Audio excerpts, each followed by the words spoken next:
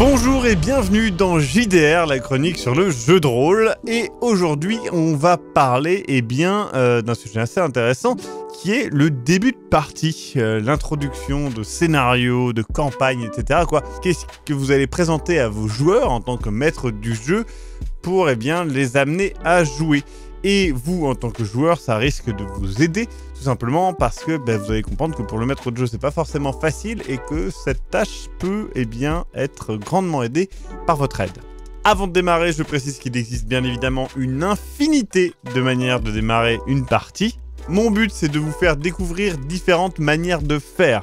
Par contre, clairement, ce ne sera pas exhaustif, je ne peux pas toutes les faire, et ce n'est pas les meilleures nécessairement, et elles ne seront pas adaptées à toutes les situations, bien évidemment. Ce qu'on va d'abord essayer, c'est de vous trouver des solutions à vos problèmes de début de partie. Alors, déjà, on va commencer par oublier l'idée de vous êtes dans une taverne, etc., Seigneur des Anneaux style, tout simplement parce que c'est beaucoup trop classique. Ça oblige les joueurs à faire une grosse partie des efforts pour se mettre dans le scénario. Ça les oblige à se motiver eux-mêmes et en plus de créer eux-mêmes l'esprit de groupe. Et généralement, ça fait perdre beaucoup de temps au début de la partie. Ne faites pas vous arrivez dans une taverne et vous devez vous trouver, etc. Ça ne marche pas. Ce n'est pas une bonne idée généralement. Première chose, quel est le but de votre introduction? Évidemment, poser les éléments essentiels de votre scénario. Qui sont les personnages? Qu'est-ce qu'ils doivent faire? Où ils doivent aller? Etc., etc., etc. Donc, si on prend l'exemple d'une enquête, ils doivent déjà avoir une première piste. Peut-être le lieu où a été trouvée la première victime, le nom d'un témoin à aller trouver, quelque chose comme ça. Attention, il ne faut pas que ça soit un chemin direct. Il faut que le choix reste présent et il faut laisser un petit peu de temps au scénario, on va dire, de se développer, que les personnages aient le temps de se connaître dans la scène d'intro quand même. Mais, comme je l'ai dit avant, il ne faut pas que ça s'éternise pendant 1000 ans. Et oui, on n'est pas là pour rester sur place. Ils viennent d'acheter leur billet, il est temps d'aller dans l'attraction, de s'amuser. Ils vont pas rester au guichet pendant 10 ans à regarder au loin. Maintenant, ce que je vais faire, c'est que je vais passer en revue des questions et différents moyens d'y répondre pour vous apporter des solutions à vos intros. Est-ce que les personnages se connaissent? Si oui, alors si possible, regroupez-les avant même de commencer. C'est le meilleur moyen d'optimiser le temps et de ne pas ralentir le début de partie. Sinon, vous risquez d'avoir un tel qui va au marché, l'autre qui veut essayer de regarder je sais pas quoi, le machin qui est avec sa famille. Ça va ralentir tout, ils sont séparés et surtout vous risquez d'augmenter vos chances que vos joueurs ne se perdent hors du scénario, ce que vous ne voulez pas, surtout dans l'intro. Leur trouver un élément commun pour les lier, c'est une excellente manière de faire. Une agence de détective, un groupe militaire, une guilde, une unité spéciale, une malédiction qui les lie tous. Ça, c'est une très bonne idée. Après, attention, c'est pas parce qu'ils ont un passé en commun ou quelque chose qui les lie qu'ils ne sont pas uniques et qu'ils n'ont pas leur propre background développé et leurs petits secrets. Si les personnages ne se connaissent pas, c'est à vous de trouver une obligation à ce qu'ils se connaissent par le biais du scénario et, si possible, dès le début de l'introduction. Pour les joueurs récalcitrants dans ces cas-là, un des trucs qui marche, c'est tout bête, mais c'est de leur expliquer que c'est un jeu de rôle et que on est là pour vivre une aventure ensemble. Et oui, parce qu'il y a beaucoup de joueurs débutants qui sont très attirés par l'idée de jouer le héros solitaire, un petit peu badass, qui reste dans son coin. Il est fort, il est indépendant, waouh, ça pète The Witcher comme ça. Sauf que c'est souvent à l'opposé de l'idée de groupe et que ça risque très fortement de rentrer en conflit avec l'avancée du scénario. Donc oui, la discussion reste un excellent moyen de trouver un juste milieu pour le joueur, le MJ et le groupe. Une autre solution, c'est d'amener les personnages autour d'un PNJ ou d'un événement commun. Un ami ou collègue de longue date qui fête son anniversaire ou qui est sur son lit de mort. Un accident de train ou de diligence où tous les joueurs étaient dedans. Une réunion de clan ou une fête millénaire qui est très importante. Quelque chose qui les amène ensemble à un seul et même endroit et qui les oblige à interagir malgré leur background différent. Et il y a un truc qu'il ne faut pas hésiter, c'est d'interdire des éléments de création de personnages. Imaginez-vous une troupe d'anti-héros un petit peu rôdeurs, un petit peu filou. Forcément, le paladin, il va pas vraiment avoir sa place en tant que loyal bon, ça y crée un petit peu le délire. pareil, hein, sur une enquête d'un meurtre au milieu de Londres en 1880, le chasseur tribal n'aura peut-être pas sa place. Mais là, encore une fois, c'est à vous de décider avec vos joueurs ce qui est le mieux pour le scénario et la partie. Des fois, un petit peu de folie, ça peut faire du bien. Autre question, quelle est l'ambiance du scénario ou de la campagne? Si vous voulez créer une ambiance lourde, pesante, angoissante, il vous faut du temps. Laissez l'introduction absorber les joueurs. Laissez les discussions un petit peu légères se tarir au fur et à mesure que votre scénario arrive et que l'ambiance se pose. Il faut que le début de votre scénario soit le dernier moment de lueur, de bonheur, avant qu'ils aillent s'aventurer dans l'obscurité de votre scénario. Si vous voulez rentrer directement dans l'horreur et dans le suspense, alors allez-y, brut de décoffrage. Commencez directement par un meurtre, un fracas, un réveil brutal. Il ne faut pas que les joueurs aient le temps de s'installer.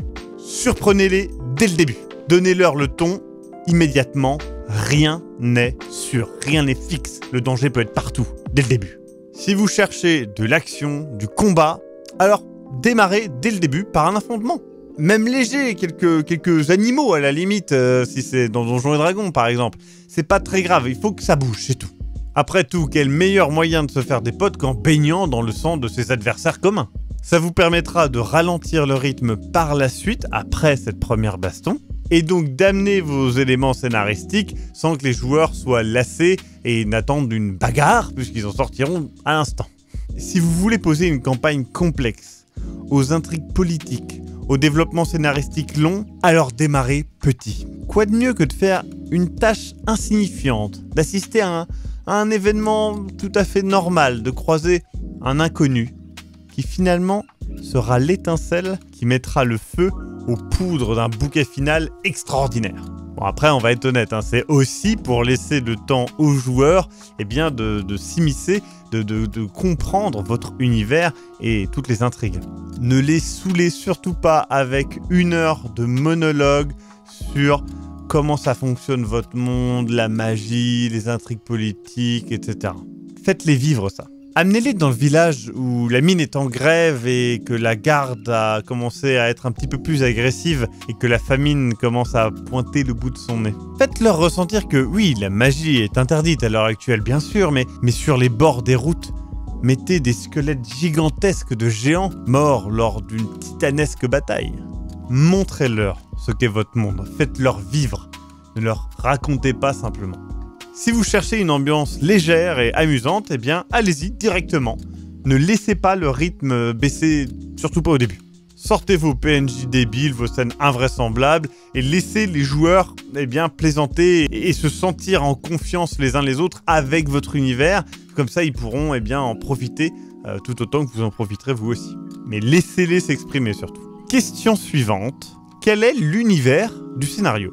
Dans un cadre de science-fiction, de fantasy, et dans tous les cadres où c'est quand même très loin de notre monde, il faut justement amener les éléments hors de notre monde très rapidement. Dans un cadre de SF, mettez-les dans un vaisseau qui arrive justement sur la planète avant de les amener au premier lieu. Faites-les croiser un soldat en mecha, ou bien un homme à dos de dragon, ou simplement un magicien qui fait un sort assez extraordinaire. Amenez le rêve, amenez la magie, tout ce qui est différent de notre monde un petit peu morne et plat de notre quotidien, tout simplement. Ça doit être dès le début de votre scénario. Ça doit être parmi les premiers éléments que vos joueurs voient, comme ça, l'immersion sera directement là. Ça les fera rêver, ça les fera penser, ça les fera imaginer très rapidement votre monde et son univers. Dans un cadre proche de notre réalité, assez réaliste et moderne, allez directement au fait. Qui veut voir un film qui démarre par le héros qui se brosse les dents pendant 5 minutes et puis qui après fait 20 minutes de route dans des bouchons pour aller à son boulot? On s'en branle. Centrez-vous sur l'intrigue et sur les personnages parce que c'est ça qui est important. Pour un cadre historique, il est bon de rappeler des éléments de cette époque.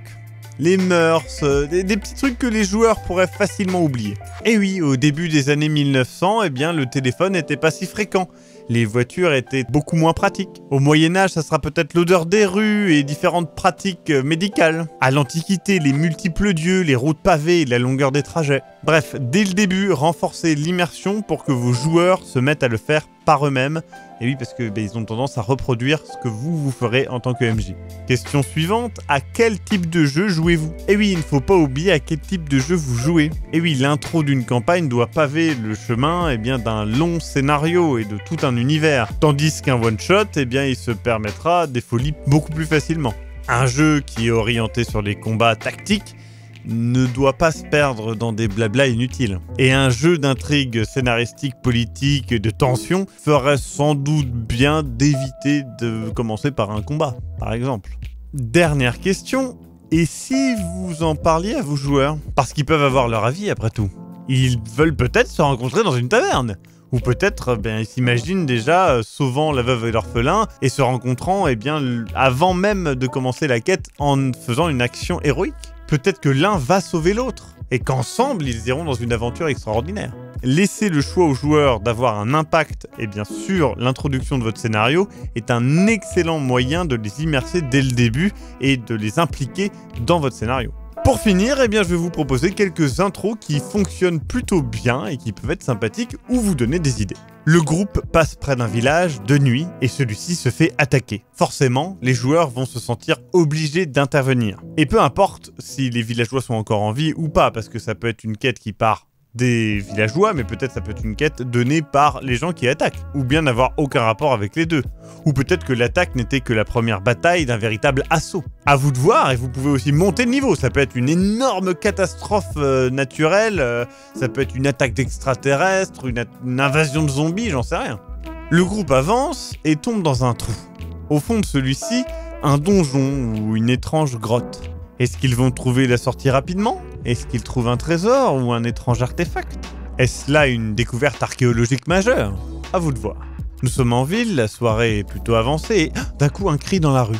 Les joueurs arrivent, se précipitent avec d'autres passants et découvrent un meurtre étrange, une flaque de sang et pas de cadavre. Ou au contraire, une flaque de sang, des morceaux de chair un peu partout, mais juste un corps nu immaculé.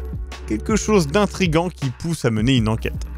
Autre idée, l'injustice et la conséquence. Les joueurs sont dans une ville avec une zone passante, beaucoup de marchands, et tout d'un coup, quelqu'un de plutôt sympathique se fait bousculer par des gardes qui commencent à le prendre à partie, écarter les gens et commencer son exécution publique là comme ça pour un meurtre, apparemment des disparitions étranges. La petite fille de l'homme supplie les gens de venir, de l'aider, son père n'a rien fait après tout. Forcément, les joueurs risquent d'intervenir. S'ils interviennent, le garde peut leur donner un certain nombre de jours pour trouver des preuves avant de tuer cet homme. Ou bien, il peut y avoir carrément le fait qu'on les considère comme coupables et les emmener en prison ou devoir se justifier eux-mêmes de leurs actions par rapport à cette accusation. L'ennemi commun, ça marche très bien. Que ce soit un monstre qui attaque plusieurs personnes, type gobelin, etc. Mais aussi un PNJ très agaçant. Les joueurs vont naturellement se lier sur le fait qu'ils détestent quelqu'un, c'est toujours pratique. Et peut-être que ce PNJ ou cette situation a un rapport avec l'intrigue directement. Une solution de facilité est le classique briefing en voix off. Vous dites, voilà, vous avez trouvé une carte indiquant un ancien trésor enfui. Des légendes parlent d'un golem au fond de ce donjon. Ou encore, votre groupe de lecture a décidé de se mettre finalement à enquêter sur d'étranges disparitions liées à un livre à Boston. C'est direct, c'est sûr, c'est un petit peu bourrin, mais ça marche vraiment très bien dans le cadre de one-shot, donc pourquoi pas se simplifier la vie. Bloquer les personnages dans un lieu. Ça peut être un huis clos dans un manoir, mais il y a mieux. Un train, un dirigeable, un bateau, une fusée. Évidemment, si vous mettez un risque pour leur vie ou de ne jamais sortir de ce lieu, c'est un gros plus. Généralement, ça les pousse à agir assez vite. L'amnésie totale et ou passagère. Forcément, ça permet de rentrer directement dans l'action. Et l'objectif est relativement naturel de retrouver la mémoire. Qu'est-ce qui s'est passé? Pourquoi ils sont là? Qui ils sont? Qu'est-ce qu'ils doivent faire? Alors, c'est très difficile de le faire à chaque partie, normal. Mais si vous le préparez bien, ça peut être vraiment, vraiment bien. Et pour finir, le fameux in medias res, directement dans l'action, au milieu d'un combat, en pleine fuite, lors d'une chute. Le but, c'est de passer la case introduction, justement, pour directement les mettre bien dans le feu de l'action. Et du coup, ils devront agir, ils sont obligés. Ça fonctionne vraiment très bien, la plupart du temps. Ça demande pas mal de boulot au MJ. Pour finir, le plus important, c'est d'être clair avec les joueurs, encore une fois. Ils sont là pour jouer, pour faire des personnages dans une aventure, dans un jeu de rôle. Donc, eh bien, ils sont là pour s'impliquer, ils doivent faire un effort de leur côté. Ils ne peuvent pas être le mec tout seul qui refuse les quêtes, etc. Ils sont là, il faut bien qu'ils jouent, quoi. Ça ne doit pas reposer sur les épaules seulement du MJ. Donc, en tant que joueur, essayez de vous impliquer naturellement. Comprenez que le MJ, il a un scénario derrière et que faut l'aider. Quand vous arrivez dans la taverne, comprenez bien que le mec mystérieux avec sa pipe, c'est grand pas et il faut aller lui parler plutôt que de parler au gobelin qui s'appelle Jean-Michel et qui a un chapeau haute forme. Ceci dit, ce gobelin est quand même étrange. Peut-être qu'il a une quête pour vous finalement. Voilà, j'espère que ces conseils et ces propositions pourront vous aider dans vos prochaines parties. N'hésitez pas à en parler et à en proposer d'autres dans les commentaires, ça sera très intéressant. La prochaine fois, je pense qu'on va faire quelque chose d'un petit peu différent. Je vous en dis pas trop, vous découvrirez tout ça. Et voilou, c'est déjà pas mal. Comme vous avez vu, cet épisode-là n'est pas sorti un mardi, mais un mercredi, tout simplement parce que, c'est pas toutes les semaines, tous les mardis, etc. C'est pas précis. Je veux me laisser un peu le temps et la possibilité, des fois, de sortir peut-être 2 épisodes en une semaine ou un épisode qui saute, etc. Ça peut arriver. Le but de cette émission est que ça me plaise aussi, parce que sinon, je pense que la qualité baissera drastiquement. Je pense que ça semble assez évident. Donc voilà, à la prochaine fois. Bisous, bisous. Bisous partout.